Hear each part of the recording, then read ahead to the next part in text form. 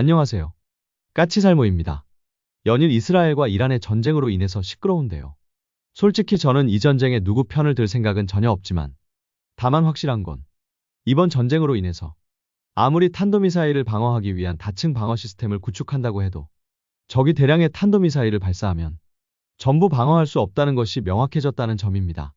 그래서 다시금 우리가 구축하고 있는 KAMD의 취약성을 느끼게 되는데요. 그래서 더욱 이번 전쟁으로 중요해진 게 바로 적 탄도미사일을 사전에 제거할 수 있는 킬체인의 중요성이 더 강조되는 것 같습니다.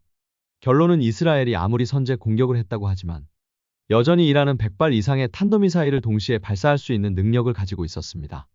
그래서 만일 우리가 북한과 전쟁을 한다면 적의 탄도미사일 발사대를 최대한 빠른 시간 안에 많은 숫자를 제거할 수 있는 시스템의 구축이 미사일 방어 시스템 구축보다 더 중요한 게 아닌가 합니다.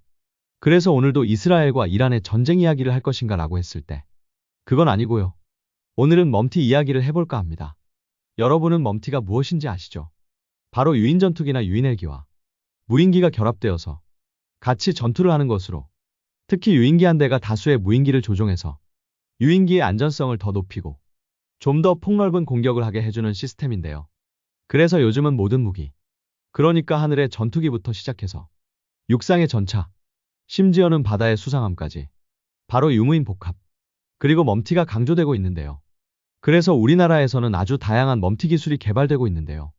그런데 그럼 우리나라에서 개발되는 무기 중에서 가장 먼저 멈티가 적용되는 무기는 무엇일까요? 그래서 오늘은 그 이야기를 해볼까 합니다.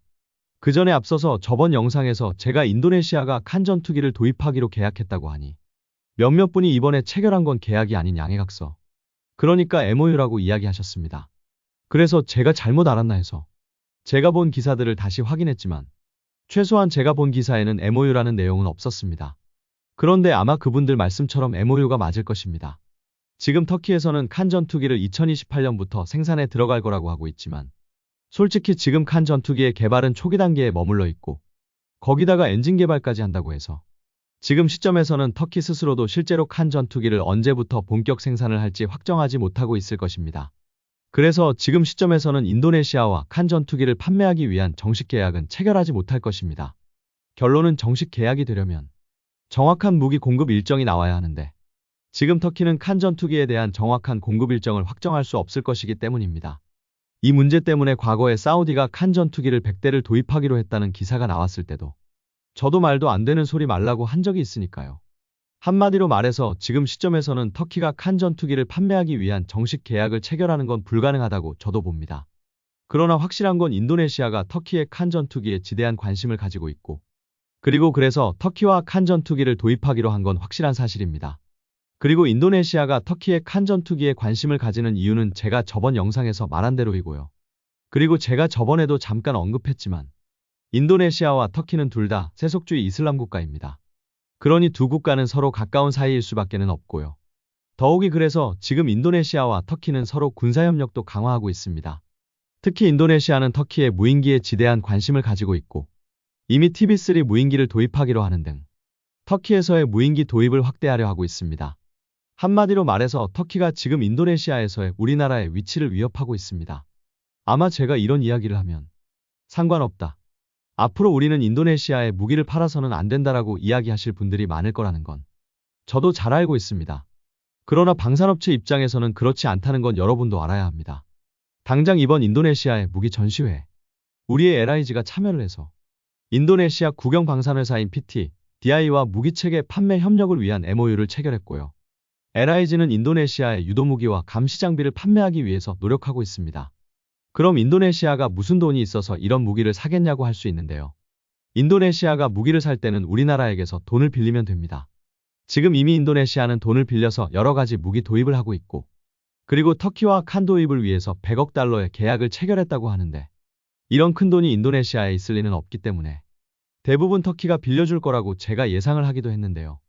당연히 LIG가 인도네시아에 무기를 판매하면 그 무기 판매에 대한 차관 제공을 우리 산업은행에서 해주게 됩니다. 그렇기에 LIG가 무기를 판매하는 데는 아무런 문제가 없습니다. 그럼 당연히 인도네시아 같은 나라를 어떻게 믿고 돈을 빌려주느냐라고 할 수 있는데요. 미안하지만 그건 방산업체들로서는 알 바가 아닙니다. 인도네시아에 돈을 빌려주는 건 우리 방산업체가 아니라 우리 정부이기 때문에 돈을 못 받아도 우리 정부가 못 받는 거지. 방산업체들은 하등의 상관도 없습니다. 그러니 우리 방산업체들이 인도네시아에 무기를 판매하지 않을 이유는 없습니다. 그리고 자꾸 인도네시아를 통해서 우리 KF-21 기술이 터키에게 넘어갈 거라고 하시는 분들이 있는데요. 인도네시아에게는 그럴 능력이 없습니다. 솔직히 우리 카이등이 왜 인도네시아에게 개발비 분담금을 1조 6천억에서 6천억으로 삭감을 해줬을까요? 물론 어쩔 수 없어서도 있지만 한편으로는 인도네시아가 우리의 기술을 이전받을 능력이 없기 때문이기도 합니다.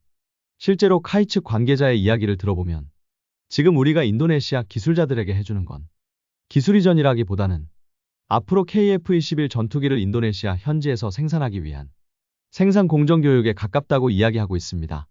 한마디로 말해서 지금 인도네시아 기술자 중에서는 우리 KF-21의 기술을 이해하고 그리고 그 기술을 빼돌릴 만한 전문가가 전혀 없다는 이야기입니다.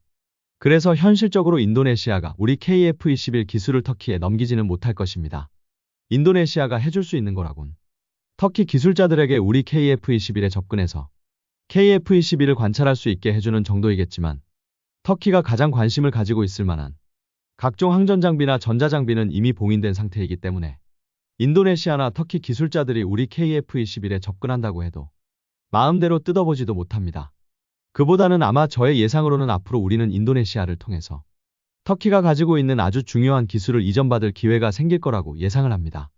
이게 무슨 말이냐면요. 지금 인도네시아는 터키로부터 TB3 무인기를 도입하기로 했고 그리고 이 TB3 무인기를 운용할 수 있는 항공모함을 건조하기를 원하고 있습니다. 한마디로 말해서 그래도 세계 최초의 무인기 항모라는 터키의 아나돌로함을 모방해서 인도네시아도 무인기 항모를 도입하겠다는 것이고 그래서 아마 터키가 항공모함에서 무인기를 운용하는 기술을 인도네시아에 이전해 줄 거라고 저는 봅니다. 그리고 바로 인도네시아의 무인기 항모를 건조할 유력한 회사로 꼽히는 게 우리나라의 현대와 하나오션입니다. 그래서 만일 정말로 우리가 인도네시아의 항공모함을 건조해 준다면 그로 인해서 터키의 무인기를 항공모함에서 운용하는 운용 노하우를 우리도 전수받을 수 있을 거라고 저는 기대를 합니다. 분명 대부분의 기술에서는 우리가 터키를 앞서고 있는 건 사실이지만 모든 분야에서 우리가 터키보다 뛰어난 게 아니고 분명 터키가 우리보다 앞서는 분야도 있으니 그 기술을 인도네시아를 통해서 우리도 전달받으면 좋은 것이니까요. 그리고 이번에 우리나라의 특수작전용 기관단총 일형 사업이 의외로 유찰되었다고 합니다.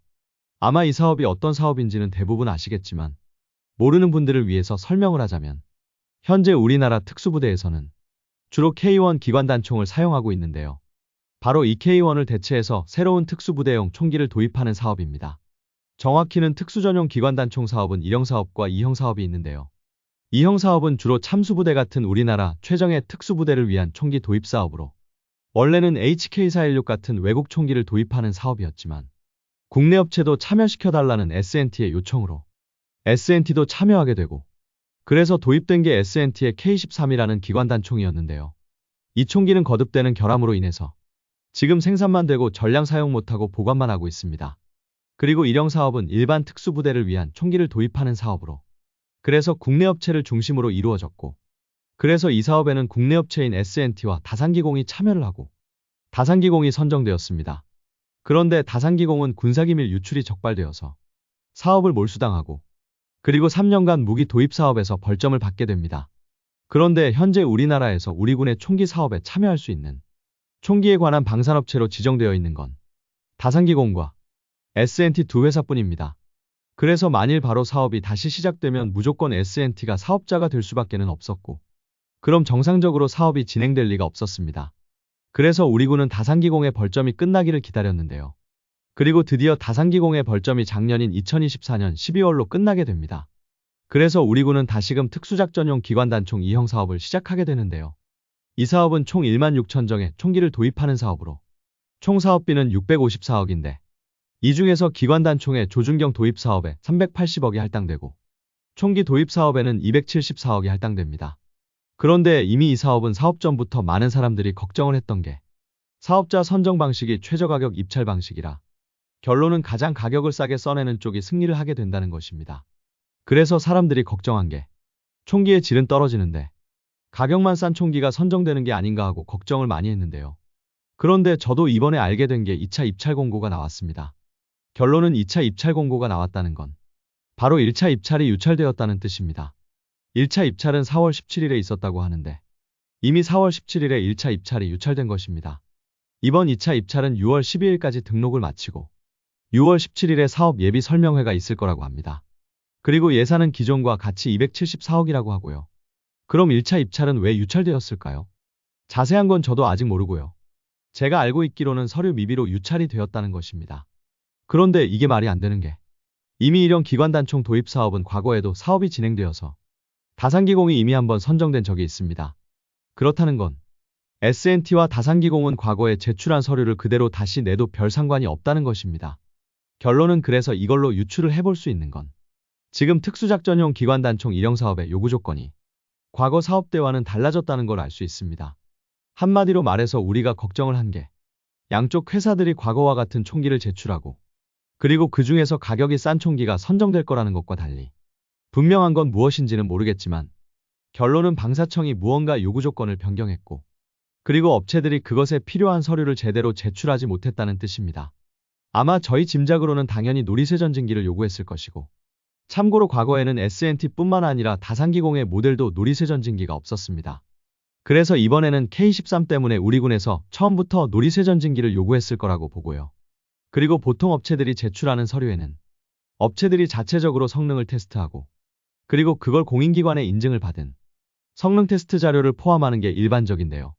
결론은 그래서 제가 짐작하는 건 K13 문제 때문에 방사청이 더 까다로운 자체 성능 테스트 자료를 요구했을 가능성이 높고 기간이 짧아서 업체들이 이걸 준비하지 못했지 않을까 짐작을 해봅니다. 한마디로 말해서 S&T의 K13에 질려버린 군과 방사청이 특수작전용 기관단총 일형 사업의 요구 조건과 테스트 기준을 대폭 상향했을 가능성이 높다는 것입니다. 물론 그로 인해서 지금 1차 입찰은 유찰되었고 그래서 특수작전용 기관단총 일형 사업은 더 늦어지게 되었지만 비록 사업이 늦어진다고 해도 우리 장병들에게 K13 같은 쓰레기가 아닌 제대로 된 총기를 쥐어주는 게 더 중요하다고 저는 생각을 합니다. 아무쪼록 비록 사업 방식은 최저가격 입찰 방식이지만 최소한 우리 군과 방사청이 아주 까다로운 테스트 기준을 제시해서 이 까다로운 기준에 통과된 총기 중에서 가격이 저렴한 총기가 선정되길 기원해봅니다. 그래야지 우리 장병들에게 K13 같은 쓰레기를 손에 쥐어주지 않게 될 테니까요. 그럼 이 이야기는 여기까지 하고 다시 멈티 이야기로 돌아와서 우리나라의 무기 중에 어떤 무기에 멈티가 적용될지에 앞서서 우리나라에서 개발되는 무인기 중에 멈티로 연결되어서 가장 먼저 멈티형 무인기로 사용될 무인기는 무엇일까요? 그건 바로 지금 카이에서 개발 중인 소모성 자폭 무인기가 가장 먼저 멈티에 사용되게 됩니다. 여러분들도 과거 미니하피 무인기라고 해서 이스라엘에서 개발한 소형 무인기를 우리 LAHL기에 탑재한다는 이야기를 많이 들어보셨을 것입니다. 그런데 우리나라는 당연히 이스라엘로부터 이 무인기를 직접 도입하지 않고 자체적으로 개발하기로 했는데요. 바로 그 사업이 지금 카이가 개발하고 있는 소모성 자폭 무인기 사업입니다. 그래서 이 사업은 처음부터 멈티를 위해서 개발되는 무인기이기 때문에 사업명 자체가 유무인 복합 멈티 개발 기술이라고 합니다. 그래서 이 사업은 지금 카이에 의해서 2023년 10월부터 2028년 9월까지 총 사업비 498.26억을 들여서 헬기의 무장 파일론에서 발사할 수 있는 자폭 무인기를 개발하게 되는데요. 정확히 이 사업에서 개발되는 무인기는 두 종류입니다. 기체 앞에 정찰형 모듈을 장착해서 정찰을 하는 모델과 그리고 나머지 하나는 무인기 앞에 폭탄을 달아서 자폭 공격을 하는 모델을 개발하게 됩니다. 그리고 자폭형 모델에는 3kg의 탄두가 탑재되어서 적 전차도 공격할 수 있는 능력이 부여됩니다. 그래서 우리나라의 최초의 멈티용 무인기는 2028년에 나오게 되는 것입니다. 그럼 이 무인기를 최초로 탑재하는 기체는 무엇일까요? 당연히 LAHL기라고 다들 생각을 하시겠죠. 그러나 안타깝게도 멈티가 최초로 적용되는 유인기는 LAHL기가 아닙니다. 그럼 우리나라 최초로 멈티가 적용되는 장비는 무엇이냐라고 했을 때 그건 다름 아닌 지금 한참 해병대를 위해서 개발 중인 마리논 상륙 공격 헬기입니다. 여러분도 알겠지만 이 상륙 공격 헬기는 해병대가 원하지 않던 기종입니다. 해병대는 끝까지 전문적인 공격 헬기를 원했지만 국산화라는 미명하에 어거지로 개발되는 헬기인데요.